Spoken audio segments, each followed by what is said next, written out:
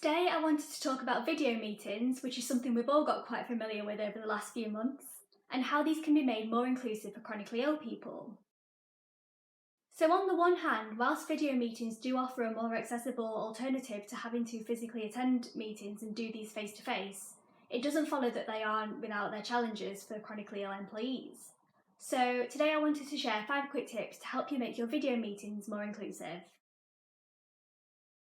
Number 1, give plenty of notice.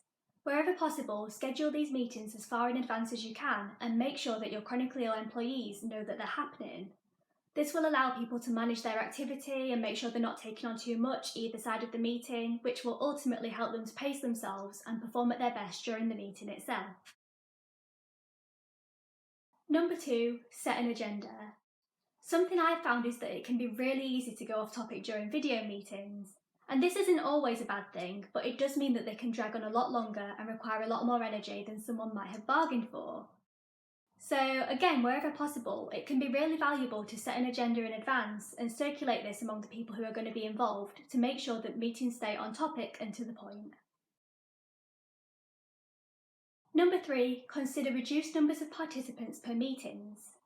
When you're doing video meetings, it can be really easy for people to accidentally talk over the top of each other, and that can be quite challenging even for non-chronically ill people. It can make things more difficult to follow. But for somebody with a chronic illness, having people talk over the top of themselves and having that happen repeatedly can be really difficult when you have sensory overload, and it can actually lead you to feel really unwell. So where possible, conducting these meetings with a smaller number of participants can be valuable. Number 4, I think, is just good practice whether you're chronically ill or not, and that is to mute your sound output when you're not speaking. So if you're not the one leading at any given time, turning off your microphone can reduce background noise.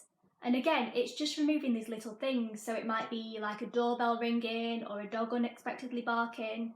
Something that non-chronically ill people might just think is a minor disturbance, but for chronically ill people, these things can actually cause like a spike in pain or a flare-up of symptoms, and that can be really challenging, so it's always important to reduce these effects wherever possible. And finally, number 5 is to communicate with your chronically ill employees. So if you're an employer, just facilitating a discussion about video meetings and any adjustments your employee might need can be really helpful and really reassuring. So it might be just letting somebody know that if they need to take some time out and take a little break, or even if they're feeling unwell, that it's okay to leave the meeting. These things can be really reassuring because I know that as a chronically ill person, even facilitating that conversation can feel quite daunting. So if you're an employer or you're leading a meeting, being proactive in having these discussions can be really good practice for both parties. So those were just a few quick tips to help you make your video meetings more inclusive for chronically ill people. And you can find out more about working with the Invisible Talent Pool by visiting astriid.org.uk.